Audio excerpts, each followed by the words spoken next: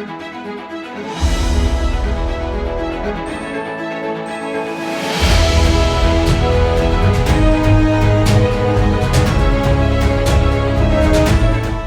to Politics NY's newest video interview series In the Community With, sponsored by AARP.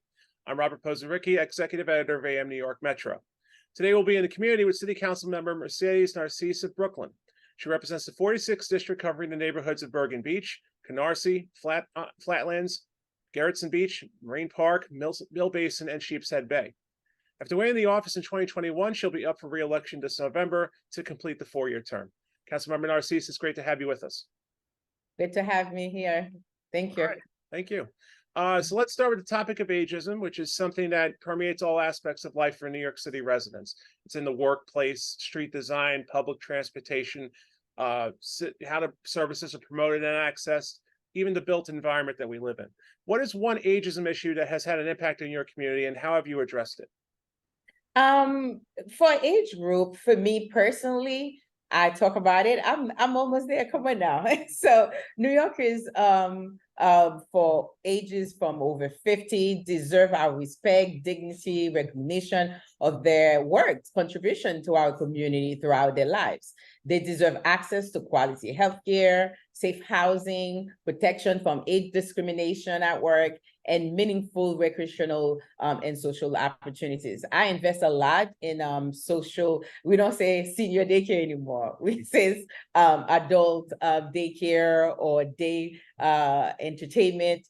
However we put it, the bottom line is we have to give all to those folks that serve us, that nurture us throughout the years. It is our duty to give them the comfort, the security, and the sense of belonging. As in my office, you will see all age spectrum from teen to 20s, 30s, and 40s, 50s, and all the 60s. I have one staff member that's almost 70, but is the person that worked the hardest in my office, by the way.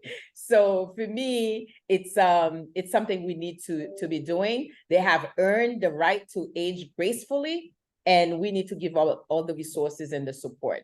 That's what I have done in my community. Great. So currently AARP is updating its livability index, which you can find on aarp.org. If you're not familiar with it, it scores neighborhoods and communities across the United States based on the different services and amenities provided, housing, transportation, and health. So what are some of those challenges in your district specifically, and how are you using your position to make the neighborhoods of your district more livable for people of all ages? Most importantly, like I said, I prioritize seniors in my community. And for transportation, we've been able to take the complaints in. We've been able to, now many folks, as a matter of fact, don't use access to ride. Some, believe it or not, some of my seniors still driving. And we're making sure the street safety is very important. The lighting is very important. And whatever the issues they have, they come to our office. One of the things is about landlord tenants issues, which we take very seriously, especially when it comes to older adults.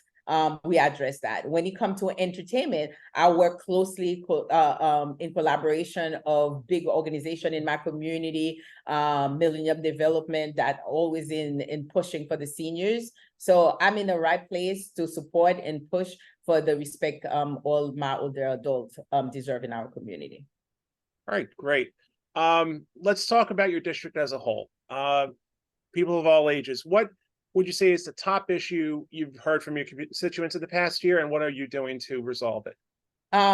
Actually, some of the issue that we have is the cars, like which everybody have in their communities. I work closely with 63rd, 69th precinct, 61st precinct, because it's been annoying for our community. So I work closely. We've been able to remove a lot of cars out of our community because it's a quality of life issue. We're talking about the safety. It's a big thing for us. But now I believe in putting programs that make sense for our young folks. For me, I make it my business. We do a food giveaway, and strategically I place it where we have a lot of young folks out there that not doing things, for me to be engaged with them, for them to talk and have a conversation. And for the first time in my community, we have Cure Violence that will address some of issues that we have in the housing that we have. And one of the things that people take lightly is maintain the environment, making sure it's clean. I have 2 different companies that come in our community to make sure the areas are clean and the lighting are in place and people have something to do. Because I said, any idle hand, idle minds, you know what they do. So those are the things. I've been very engaged in my community to serve. Clean street, we work very closely with sanitation on a regular basis. I checked in to make sure that they have all the support they need to make sure they do the work. And so is my precinct, so is all the organization that providing the services, the programs in my community. Now we have basketball, we have baseball, we have tennis, we have name it the sport that you have, we have it. We have pickleball, which is a big thing for my older adults, which I start playing as well. Pickleball is exploding across the city. It's amazing. So the budget and the resources play a key role too as well. Many folks will say that I want to bring the bacon home. Me, I want the whole pig to take home with me, because I have to secure all the fundings for our parks, our libraries, hospital, and all the things that we need. Okay. And finally, just as you work through issues and various improvements throughout your district, is there anyone in particular whom you've worked with in the community who you want to recognize for their positive impact? Definitely said Millennium, Paul Curiali, make my life much easier into the youth programming, and as well as the older adult programming. He's been a youth support, and he needed the resources, and I was able to allocate the funding. So I want to recognize people that are giving their heart and soul to the community. And when it comes to my office, I will definitely pick my older person in my office, Irina. She's been doing amazing work to move our community. People behind the scenes do so much, don't they? That's right. That's right. All right. Well, Councilmember Narcisse, thank you for joining us today. It was great talking with you. Thank you. Thank you. And I appreciate that. Great. Thanks. And that's all the time we have for this installment of In the Community With, sponsored by AARP. I'm Robert Pozaricki. Thanks for watching and have a great day. Thank you.